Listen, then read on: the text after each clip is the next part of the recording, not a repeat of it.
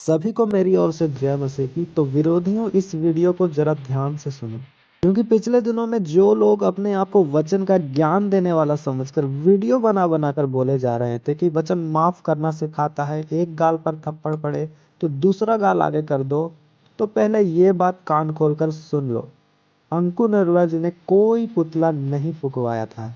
हाँ, बिल्कुल सही सुना। ये कहानी तुम लोगों की अपनी बनाई हुई थी, सिर्फ ड्रामा और अपने आप को अंकु नरुला जी के नाम के द्वारा फेमस करने के लिए। अब इस गुरुवार को अपोस्टल जी ने खुद साफ साफ बता दिया है कि कलीसिया को अपने विरोध करने वालों के साथ कैसा व्यवहार करना चाहिए, उनके साथ किस तरह पेश आना चाहिए, किस तरह उन्हें विरोध का जवाब विरोध से नहीं, सुसमाचार देने के द्वारा वचन से और प्रेम से देना है। अपोस्टल जी ने विरोधियों को भी एक ही साफ संदेश दिया है, परमेश्वर के प्रेम को समझो, क्योंकि हमारा काम परमेश्वर का प्रेम फैलाना है। परमेश्वर के कामों को रोकने की कोशिश मत करो, क्योंकि आग परमेश्वर की हो तो पानी भी उसे बुझा नहीं सकता। और कलीसिया के लिए उनका संदेश बिल्कुल स्पष्ट है। ऐसे विरोध करने वालों से प्रेम करना, उनके लिए कोई गंदी और अभद्र रील बनाकर उनको अपमानित ना करना। विरोध करना उनका काम है, हमारा नहीं। और लेकिन सच्चाई में रहना हमारा काम है। लोग हर समय वीडियो बनाकर भाषण देते फिरते थे, अब वही ताकत लगाकर ये वीडियो भी सुन ले कि सच क्या है। अगर इतनी ही मसीही शिक्षा याद है तो उसे पहले खुद पर लगाओ, दूसरों को मत सिखाओ। कई बार आपकी लाइफ में जब विरोध होता है, इसलिए मैंने कहा विरोध के बदले विरोध मत करो। जो लोग विरोध कर रहे हैं वो पुतले साड़ रहे हैं, वो पुतले थोड़ी साड़ रहे हैं, वो आपको मेडल दे रहे हैं स्पिरिट में।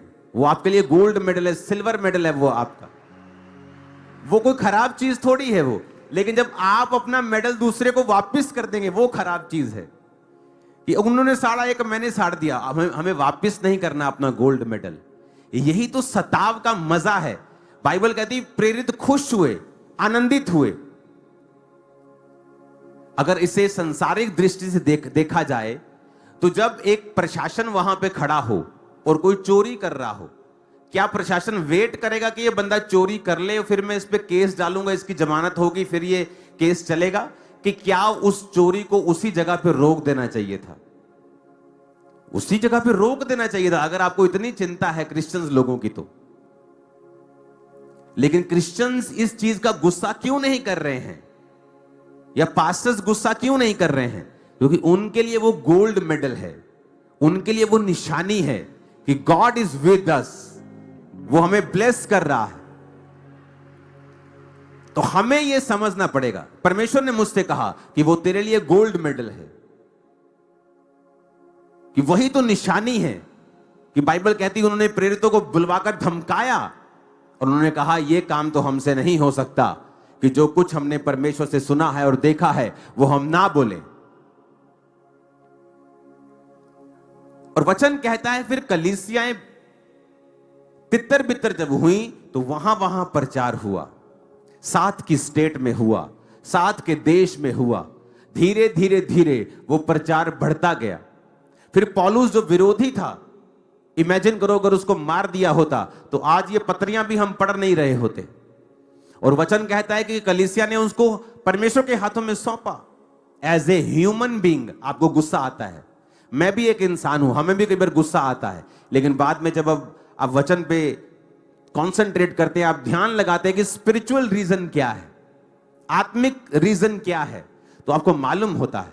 2022 में पंजाब में हर बंदा यीशु मसीह के बारे में नहीं जानता था। कोई नहीं, हर बंदा नहीं जानता था। क्रिश्चियनिटी थी, लोग परमेश्वर में आ रहे थे, वचन को कबूल कर रहे थे। लेकिन 2022 में एक धुआंधार यीशु मसीह के खिलाफ प्रचार हुआ। ऐसे नेगेटिविटी फैला दी गई क्रिश्चियंस के बारे में, क्राइस्ट के बारे में, प्रीस्ट के बारे में, पास्टर्स के बारे में, कैथोलिक प्रीस्ट के बारे में, पेंटिकोस्टल प्रीस्ट, सबके बारे में उन्होंने ये किया है, ये किया है, ये किया है। लेकिन क्या हुआ? जिसने यीशु मसीह के बारे में नहीं सुना था उसने सुना। जब उसने सर्च किया, जब आप देखते हैं अपने आसपास के लोगों में, आपके रिश्तेदारों में गवाहियां सुनते हैं कि नहीं, जो आपने सुना है वो ठीक नहीं है, आप हमारे साथ चर्च चलें, आप देखें, आप खुद जाएं, आपको मालूम होगा कितना पैसा वहां मिलता है कि नहीं मिलता। क्यों लोग वहां आते हैं? क्योंकि जिसको यीशु मसीह मिल गया, उसकी लॉटरी लगी, उसे किसी पैसे की जरूरत नहीं है। क्या मुझे है 10 लाख की जरूरत? क्या आपको है जरूरत? अरे क्या पैसा, ये क्या है पैसे की औकात यीशु मसीह के सामने? जिस व्यक्ति के बेबी नहीं था 40 साल से, उसके सामने पैसा रखेंगे, पैसे को लेगा कि बेबी को लेगा? जो कैंसर से मर रहा है वो पैसे को लेगा कि हीलिंग को लेगा?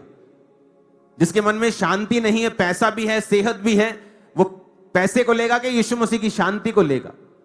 जब यीशु मसीह के वचन के बारे में समझ आती है तो आपको भी यह बात समझनी है कि परमेश्वर आपकी लाइफ के दुखों को आपको स्ट्रॉन्ग करने के लिए इस्तेमाल करते हैं हमेशा। 2004 में 5 में मुझे क्यों फास्टिंग करनी पड़ी इतनी? क्योंकि शैतान के अटैक्स इतने ज्यादा थे मेरी लाइफ में। और मैं आपको बताता हूं कि जो एक्सपीरियंस स्पिरिट का 2005 में और 4 में मैंने परमेश्वर में किया, खासकर 5 में, उसकी वजह से आज मैं परमेश्वर में खड़ा हूं। मैं इसलिए नहीं खड़ा हूं कि मिरेकल हुए, इसलिए नहीं खड़ा हूं कि मेरी लाइफ में मिरेकल हुए। आप नहीं इस बात को समझ पाएंगे कि मुझे मालूम था कि जो क्राइस्ट ने मेरे साथ किया है, ये दुनिया की कोई ताकत मेरे साथ नहीं कर सकती थी। हालेलुया। अगर आप बुद्धिमान नहीं होंगे तो लोग आपकी पॉपुलैरिटी का फायदा उठाएंगे। कभी भी नाम लेकर किसी की बात ना करो, हमेशा मसीह विरोधी कहकर लोगों की बात करो। यही तो वो चाहते हैं कि वो मशहूर हों, उस मशहूरी का जो आपके ऊपर है उसका वो फायदा उठाएं। क्योंकि क्रिश्चियनिटी की अगर आप बात करोगे तो हर देश तक बात पहुंचेगी। Very cheap way to be popular. लेकिन आपको बुद्धिमान बनना है, आपको यह समझना है कि आप किसी की गिरफ्तारी पर रीले मत चलाएं, खुश ना हो, सुसमाचार फैलाएं, चुप भी ना हो, वचन को फैलाएं सोशल मीडिया के ऊपर, वचन बताएं लोगों को, सच्चाई बताएं, अपनी गवाहियां शेयर करें, अपने एक्सपीरियंस शेयर करें। नशा छोड़ा तो वो शेयर करें। गाली निकालने से, किसी को डाउन करने से, किसी को कुत्ता बोलने से, बिल्ला बोलने से नथिंग विल हैपन, कुछ नहीं होगा। और आपकी स्पिरिट नहीं है ये। मैं भी विश्वासी की लाइफ में रहा हूं। मैं तो इतना कड़क विश्वासी, इतना ऐसा मैं विश्वासी था कि लोगों को पीटने तक मैं पहुंच जाता था अपने पास्टर के लिए, क्योंकि अपने पास्टर से मुझे इतना प्यार होता था। लेकिन जब आप मसीह में ग्रो करते हैं, आप आत्मा में ग्रो करते हैं, आपके पास्टर्स आपके वचन, आपको वचन समझाते हैं कि आपको ऐसा नहीं करना जो दूसरा कर रहा है।